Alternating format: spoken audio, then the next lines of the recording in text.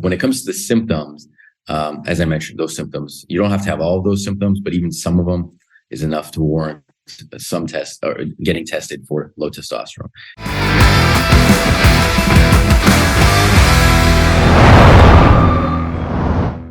Okay, I'm excited here today because we got a special guest on. We got Dr. Justin Heumann, who is, you can say, an expert in the area of men's health and urology. You're out in Beverly Hills, a little bit south and a little bit warmer than where I am right now. Justin, thanks for joining us. Thanks for having me. I mean, it's a little bit. It's been a rainy, cold winter for us out here this season, but yeah, generally speaking, it's much better than it. That's much better, yeah, for sure. As I was mentioning just before, last time we were chatting, my wife's cousin lives out in LA. He was actually just here, and he's heading back to LA as well. So he definitely tells us that he's not missing the snow. So it's a different environment for you guys. Yeah. Well, we paid for it, but yeah. Yeah, exactly. So maybe you can let our audience know a little bit about what you do and why you got into it, because I think for the guys out there, it's important because there's the topic that we're going to talk about today, specifically around testosterone, is a question that comes up for a lot of guys. And you see a lot, or you hear a lot about guys' testosterone, muscle mass, we're talking about quality of sex, which we're going to get into. But what made you get into this area? A couple of things. Obviously, I think I myself, so I'll say this. So men's health is generally it's a newer field in medicine, or it's more people are paying attention to it, where I think men of previous generations, like our father's generation, let's say, they weren't as proactive in terms of their health, not just their overall health, their hormonal health, sexual health, reproductive health, all those things. And as our generation, future generations, guys are much more proactive about addressing their health issues early on. And that's where a lot of the popularity of men's health has come about. So I myself am one of those proactive guys. Obviously, this is something that I'm very interested in. I had the unique opportunity of me being a urologist. I saw there's a huge need for this, for men's health type issues. Like I said, hormonal, sexual, reproductive, all these issues. And there was a need for it. And, I enjoy, talking to patients, talking to young guys like myself. So that's kind of where the intersect between my own interest in this and then the need for it. And therefore, that kind of led to me becoming a men's health urologist. So what does a urologist do? Like what do you focus on the most? If you were to say the top 5 things that a traditional urologist in your space would do, what would it be? Yeah, so urology in itself is a very narrow field within medicine as a whole, but urology is incredibly broad. At least there's so many things within urology that you can do. So when you think of just general urology, you think of it's the urinary system, and the urinary system. There's a lot of things that could go wrong. So big one is kidney stones, right? Everyone, men and women, a lot of people get kidney stones. So kidney stones is a big one. The other one is prostate issues. Obviously, that's just men, but prostate issues where enlarging prostates, which affect your urinary function, waking up at nighttime, weak urinary stream, the bother that comes with it. That's a big one. The other thing with the prostate is prostate cancer. So prostate cancer issues. And then I'd say another one is erectile dysfunction, right? So when it comes to, we're the experts when it comes to erectile dysfunction, helping guys who, Viagra's and Cialis, once those stop working, they come to a urologist, they see us, we address those issues. And then, there's different types of cancers that we deal with: testicular, bladder, kidney cancer, like I said, prostate cancer. And then finally, a lot of people think urology is just for men, but we have a huge field of urogynecology, or female urology, where we deal with incontinence issues. So when women have issues with keeping or leaking, a lot of it's as a result of pregnancies, a lot of it's postmenopausal, but leaking is a big issue for men and women, but more so women. And there's a whole field within urology that helps address that.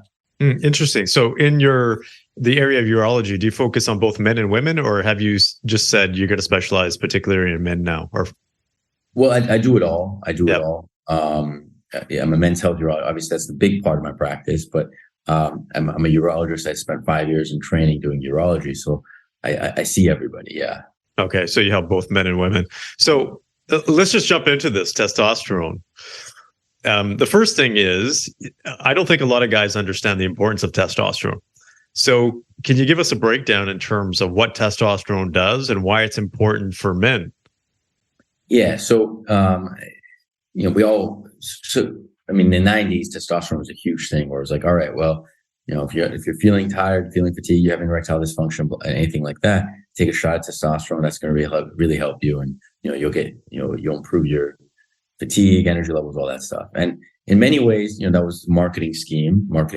But, in many ways, it's also very, very true. So, testosterone impacts so many things from our, in our lives as guys, from, as I mentioned, energy, libido, sexual function, mood, focus, concentration, how we perceive the world, sleep, weight gain, weight loss, all of those things. Testosterone plays a role in all of those. It's not the end all be all for all of those, but definitely impacts all of those, for some guys in a minor way and some guys in a major way. Yeah, interesting. So can you maybe go down a little bit deeper in it? Maybe not to the specific chemistry level, but what does it do in the body? When you're talking about, muscle mass or motivation or drive or sex, energy, what is it that testosterone is responsible for? Like, what's the underlying mechanism? Well, it's a hormone. Basically, all these different parts of our brains, our muscles, the spongy tissue within our penises. All of these areas have different receptors, right? Or they have these testosterone receptors. There's these androgen receptors that when testosterone binds to them, it stimulates them and it triggers this cascade of effects that stimulate the muscle, for example, for more muscle growth, depending on how strong of a binding it is with that receptor. When it binds with the tissues in our penis, it'll lead to more vasodilation, therefore stronger blood flow. All these various ways, but essentially it binds to a receptor and it leads to a cascade of cellular functions or a cellular series of events that lead to the end function of what testosterone is supposed to do. And there's different types, because guys can go out there and get a testosterone test, and then so there's different types, right? There's free testosterone, from my understanding, and then so what are the different measures? If there's someone out there that has done a blood test or testosterone test and they're looking at the results, what should they pay attention to? Yeah, so a couple of things. I think I'll tell you this. At least when I check testosterone levels, the key thing when anybody comes in with testosterone, the first question you have to ask or answer, depending on what are you in the physician's chair or in the patient's chair. The question you want to ask is, after figuring out that the symptoms, the first question you should always ask is the symptoms, and if they are exhibiting some symptoms of low testosterone, it's worthwhile to do the test, right? And when it comes to the symptoms, as I mentioned, those symptoms, you don't have to have all of those symptoms, but even some of them is enough to warrant some test or getting tested for low testosterone. The next question you want to ask is about fertility. So this is a big one that a lot of these clinics that offer free, testosterone replacement therapy clinics, the ones that aren't necessarily run by doctors, they don't necessarily ask this question. And I see a lot of patients as a result of it. So the question is fertility, because if you're taking synthetic or exogenous testosterone, whether it's gels, creams, injections, pellets, what have you, these forms of testosterone will essentially decrease or either kill or significantly impact your fertility, right? While you're on these testosterone replacement therapies. If you're getting exogenous testosterone from the outside world, your testicle is going to be like, all right, well, I don't need to function. I don't need to do the two things that I do. I don't need to produce testosterone. I don't need to produce sperm. Mm-hmm. So you basically become infertile, right? And a lot of guys don't know that.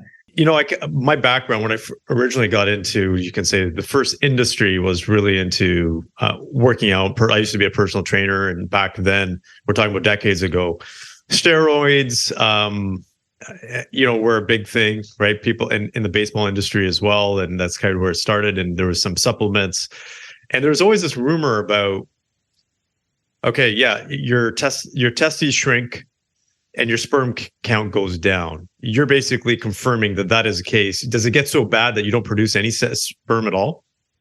While you're on the testosterone, yeah, but that's reversible. Interesting, yeah.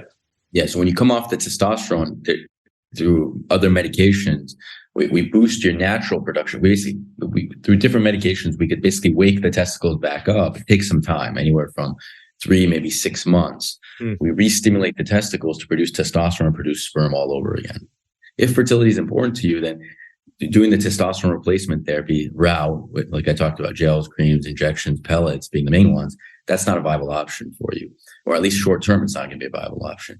Therefore, there's other options. There's clomiphene or Clomid, which is a medication. It's a pill. It's an oral pill that stimulates the testicles to produce more testosterone. There's HCG. I think some people are familiar with that one. That also helps stimulate the testicles to produce more testosterone. That's a more natural way and raises your testosterone levels while also preserving your fertility. So let's just pretend I'm a case study here. So I come to you and I say, hey, Justin, I'd like to increase my testosterone, because I want to have more energy, for example. I want to put on more muscle mass because I'm not, I'm working out like crazy. I'm eating healthy, but I'm not seeing the gains that I'd like to see. What would the conversation look like? Is it after checking your testosterone levels? Yeah. So let's just say you check the testosterone levels and maybe they're a little bit low. Yeah. So what I would say is, look, this is the thing I'll say is when it comes to testosterone, the measurement of testosterone, the range we say is anywhere from 300 to 1,000, which is massive and in many ways unfair, because what my normal testosterone levels are, it's probably different than yours, and it's probably different than, let's say, a football player. So you don't necessarily want to treat the number, but you want to treat the symptoms, right? That's the big thing. So, there's obviously some granularity there, not always, but most of the time. So if you're on the low end of normal and you're experiencing some symptoms, I think having a conversation about the benefits of testosterone will be worthwhile. So I'll ask you, how interested are you in fertility? If you're like, well, look, I don't want to have kids anytime in the next 3 years. Then it'd be a conversation. Hey, listen, I can naturally boost your testosterone levels, right? Yeah. So let's just jump into that. I got 2 kids already. I'm not planning on having any more. Yeah. But I'm also afraid because I keep hearing rumors that, hey, if you take testosterone, you're at an increased risk of heart disease or something as well, and it can screw me up from that perspective. Yeah, that's been disproven. Obviously, again, it's not so black and white. But if you're doing testosterone replacement therapy in adequate quantities, or you're putting yourself at physiologic levels, right, normal physiologic levels, not in the thousands or the massive levels where bodybuilders are at. If you're putting yourself at a normal physiologic level, testosterone can actually help you long term, overall survival, stroke risk, cardiovascular risk, all those things. But the other, so to answer your question about would you be a candidate for these various, what medication is best for you, you're not just checking your total testosterone, you're also checking the hormones that boost or that interact with testosterone, actually lead to testosterone production. One of them is called luteinizing hormone that's released by the pituitary gland in your brain. So the way testosterone is made is there's 2 glands in the brain, the hypothalamus and the pituitary. The hypothalamus stimulates the pituitary stimulates the testicle. Now, we check this hormone called LH, luteinizing hormone. There's another one called follicle stimulating hormone that's more involved in sperm production. But by looking at those 2 hormones, you see where you look at those 2 hormones plus the total testosterone. But anyways, you're looking at where the dysfunction is. If it's a dysfunction in the pituitary gland or is the dysfunction in the testicles? Depending on that, you'll make a decision on what's best for the patient. So for you, generally younger guys, the dysfunction is usually in the pituitary gland. And that's because of poor sleep, poor diet, poor exercise, stress being a big one, stress being a huge one. All of those things impact the pituitary. And the reason I say this, the reason why this is important is because if a guy like you comes in, or me, and our pituitary function is low, by putting us on testosterone replacement therapy and the injections, creams, I'd say that's a mistake because you're going to be on that lifelong, right? Because you can't come off testosterone replacement therapy unless you're willing to take that dip. But we in that situation, we'd be perfect candidates for this Clomid, as I mentioned, or HCG, where we're basically re-stimulating the natural production, resetting that pituitary gland to really go back into normal drive so your testosterone levels are normalized. Well, I think that's important because I think for the average person who doesn't understand or may not have a biology background or a chemistry background, it may not understand that those 2 factors that you talked about. It's not just the range, because a lot of guys can look at the the numbers and say I'm low on testosterone or whatever it may be, and be concerned with that, not realizing what the actual root cause is. So I think that's very important. So thanks for pointing that out. The reason why I say this is when I originally did a testosterone test, this was years ago, it had come back low. And I was like, okay, what do I do here? And at that time, the doctor didn't explain what you had explained. Right. And so there is a disconnect there, I think, in the medical system, because I don't think a lot of doctors may not be, it's not that they may not be educated. I just don't think that they're educated enough, perhaps, in the things that you're talking about. So for the guys out there listening, I think that's very important to find someone who's a specialist in this area so you can actually get to the root cause. So so let's just say someone comes in and they're concerned about maybe going on some medication. Are there lifestyle changes that you would recommend instead? Yeah.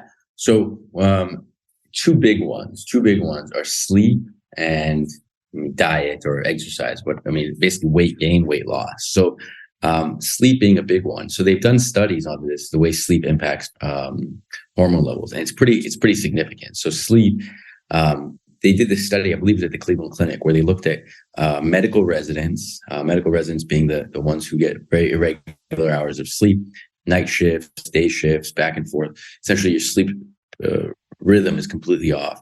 They compared their testosterone levels to the testosterone levels of the average employee at the hospital, nurses, janitors, everybody else. Anyways, they found that the medical residents, because of the ones who had irregular sleeping patterns, their testosterone levels were at least, I think it was like 175 or 200 points lower, which is significant, right? So we know that sleep impacts testosterone levels. We always say at least 7. I mean, this is the hardest thing these days, and it's only getting worse. But if you get at least 7-8 hours of sleep a night, obviously that's best for your hormone levels. Not for everybody, but for most people, that's the best,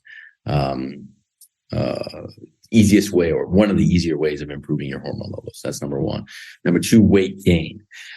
So we know I think they did another study of this, but if you lose about 20% of your weight, or maybe it was 15% of your body weight, you'll improve your testosterone levels by 170 or 180 points, which again is pretty significant. And that has to do with two things. Number one, exercise. We know that working out your heavy muscle groups, your big muscle groups, your chest, your back, your legs, heavy weightlifting, heavy resistance training boosts up your testosterone levels. We know that. And secondly, by reducing your body fat, you're decreasing the aromatization, right? And what this is all men have testosterone, and we also have estrogen. There's a hormone that's in our fat cells called aromatase. When that hormone, that enzyme basically helps convert testosterone to estrogen. So as guys, we all have testosterone. We also have estrogen. So what happens is there's an enzyme. It's primarily in our adipose tissue and our fat cells that basically it's called aromatase. And what it does is it converts testosterone to estrogen. And for most guys, that's fine. It's physiological. That's fine to have the aromatization, because we know estrogen is involved in cholesterol management. It's involved in bone formation. And it's also involved in erectile function, a little bit in terms of libido, but all guys need some levels of estrogen. But what happens is when we have we gain a lot of weight, that those enzymes within those fat cells are more active. Therefore, we're converting more testosterone to more estrogen, which does a number of things. Gives us gynecomastia, but more importantly, it decreases our testosterone levels. So that's why when we say one of the natural ways, one of the easier ways of naturally boosting your testosterone levels is by decreasing the amount of body fat that you have. Therefore, you have less aromatization, therefore higher testosterone levels. Interesting. So two natural methods right there. Sleep, get more sleep, and bring down your body fat percentage through diet and exercise. That's cool. So let's talk about hormone replacement therapy. So if someone needs it, let's just say they're doing those things and they still want to boost their testosterone a little bit more. Do you find that you have to say no at times? Or, when someone comes to you and it looks like they're healthy, it looks like they're functioning, but let's just say they want more testosterone. I'm not sure if that's happened or not. I'm assuming it has, where there's been times where you said, this might not be the best thing for you. Yeah. Like as much as I mentioned earlier in terms of you want to treat the symptoms and not the number. You have to listen. You have to pay attention to the number as well. So if someone comes in with low normal testosterone levels and they're having symptoms, you could have a good conversation with them and talk about the benefits. But if they're coming in with their testosterone levels 600, 700, 800, and they're talking about some of the symptoms of, let's say, fatigue and energy levels being low, what have you, sometimes you'd say, hey, listen, you probably have to look towards something else, right? This may not be a hormonal issue. Obviously, you want, as a doctor, I'll do everything. I'll check their estrogen levels, because that's the other thing. Sometimes their testosterone levels may be 600, 700, but their estrogen levels are, 90, 100. When their estrogen levels are that high, and their testosterone, basically you want a 10-to-1 ratio between your testosterone and your estrogen. When your levels aren't at a 10-to-1 ratio, that could cause low testosterone type symptoms. So, but to answer your original question, a lot of times you have to talk to them about, hey, if I give you testosterone replacement therapy right now, you're going to kill your natural production. We're going to take you all the way down to zero before we bring you back up. And that usually, once you talk to patients about that, most everybody kind of agrees with the idea of, hey, listen, maybe I don't need this. So it sounds like, correct me if I'm wrong, for guys out there that are thinking about hormone replacement therapy, they have to realize that their hormone, their natural testosterone production, you're saying, is going to be shut down, or it's going to be reduced? It's going to be shut down. But if you're doing, testosterone replacement therapy regularly, it's going to be shut down. It's going to be shut down. And let's just say they decide to get off it. At some point, they can boost it back up, the natural production. Yeah, you could restart the system with some of those drugs I mentioned earlier, the Clomid, the clomiphene, HCG. These things could restart the natural testosterone production. Okay, so this is really, really interesting here. So when do you see guys at a younger age asking for hormone replacement therapy? What do you think of the average ages for someone coming in? Usually guys in their 50s, 60s, 70s. That's when they get the hormone replacement therapy. Young guys younger than that, my preference, and obviously I think it's the preference of most physicians, is to put them on something that naturally boosts up their levels. Because that, and we could talk more about this, but there's putting a young guy on testosterone replacement therapy, you're committing them to a life of, if they want to stay on it, they're going to be on it for life. They're going to be on it for 40, 50, 60 years. And that's a huge commitment. Mm-hmm. Versus putting them on Clomid, for example. There's something called the Clomid challenge, or just a short course of Clomid, anywhere from typically 6 months. That resets the pituitary, and it keeps the natural production of testosterone going, so they have normal testosterone levels. Interesting. So what does it typically cost for someone to take either Clomid or hormone replacement therapy? It varies. Clomid right now it's going through some changes. One of the companies that was making the generic version of it has stopped making it. So Clomid's a little harder to get. It's a little bit more expensive now. I'd say in the testosterone replacement therapy, it's generic, but typically probably for both of these, and a couple $100 a month. Okay, so that's completely affordable for most guys out there. Okay, that's interesting, because I remember, again, back in the day, there was some doctors actually. This was prior, and this is in Canada. They actually got in trouble. I believe a couple of them actually lost their license because they were prescribing. I think they were actually prescribing steroids too. I think that's probably why they lost their license. But at that time, I remember the hormone replacement therapy, if I'm not mistaken, it seemed like it was close to $1,000 or something a month. So maybe things have come down significantly, or whatever that might be. So it sounds affordable for the average person then. Definitely. It's definitely affordable. Yeah. Okay, that's interesting. Okay, so here's something else, and I'm not sure if you've had the research for this or you've looked up the research for this, but there's a system out there that some people have talked about coming from ancient Taoism or Chinese practices, where they talk about semen retention, and studies showing that if you don't ejaculate for a week, that it could increase testosterone by up to 400%. What have you seen or heard, or is there any legitimacy to that claim? Well, look, it's hard. It's hard to test that, right? I don't think anyone's actually done a good study to test this. I think some guys could anecdotally tell you, hey, I think I've heard this before. Boxers won't ejaculate like 4 weeks before a fight. in order to raise those levels.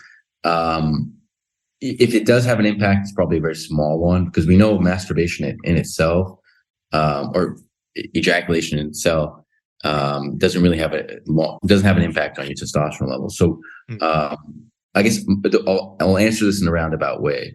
When it comes to like the act of intercourse and the way how it interplays with testosterone, during the act of intercourse, your testosterone levels are slowly rising. However, immediately afterwards, your testosterone levels essentially normalize again. So, I think if you extrapolate that to this, to the thing about not ejaculating, yeah, maybe there's a rise, a minor rise at that, but is it something that's going to be significant? Probably not. And is it something that everyone wants to do? Probably not. Right? Yeah, exactly. I can just see, there's going to be some pretty angry wives out there. Who wants to do that? Yeah, exactly. That's not exactly fun, right? Okay, so anything else that you want to touch on when it comes to testosterone? Because I think we're obviously going to bring you back on, because I think there's so many other things that we can talk about when it comes to men's health outside of testosterone. But in the topic of testosterone specifically, is there anything else that you think our listeners should know, or something that's very important? I think there's a lot of misconceptions about testosterone. We've disproven a lot of them. I think there was a lot of concerns about testosterone, like you had said, impact on cardiovascular health, stroke risk, prostate cancer, right? That's a big one that people talk about. In many ways, if done appropriately, right, in many ways, testosterone could significantly improve your quality of life if you have low testosterone levels. So it's not the end all be all for everybody, right? If you have normal testosterone levels, putting yourself on testosterone is not going to do much. But if you have low testosterone levels, it could significantly improve your quality of life. And again, as I said, if it's done safely under the guidance of a medical professional who's trained in this stuff, it could really, really help you prolong your survival, decrease your cardiovascular risk, decrease your stroke risk, all of those things. It's great. It's really, really a great thing for the right guy. Interesting. So before we head out here, maybe can you give us a list of symptoms that are associated with, may not be directly tied to low testosterone, but a list of the symptoms so that people are aware and that they can be somewhat educated, and then make the decision whether they want to talk to a physician or not. So what would be those symptoms of low testosterone? Yeah. So in no particular order, but the main ones are fatigue, like not having those same energy levels, you want to come home at the end of a workday and take a nap. You're not exercising the same way you used to. Let's say you used to go to the gym for an hour, and now after 15, 20 minutes, you're at the gym, you're tired, you just want to give up, you want to go home. Erectile function, the strength of your erections aren't as good. Your libido is not as good. The strength, the desire is not as great for sex. What else? Hair loss is a big one. Weight gain, sleeping poorly, like sleep disturbances is a big one. Your mood, you could be a lot more irritable. That's one as well. And then, maybe feeling just a little depressed. Symptoms, just feeling down. Okay, got it. Thanks. So that's a pretty comprehensive list out there. So thank you for that. So for anybody who might be in your area, or do you provide virtual services as well? Yeah, both, absolutely. Okay, so the virtual consultations, I'm assuming, where someone can have a conversation with you, you can consult with them, and then whatever region that they're in, they can order blood tests and you can take a look at those. Exactly right. Okay, awesome. So what would be the website where people can get a hold of you, or the contact information?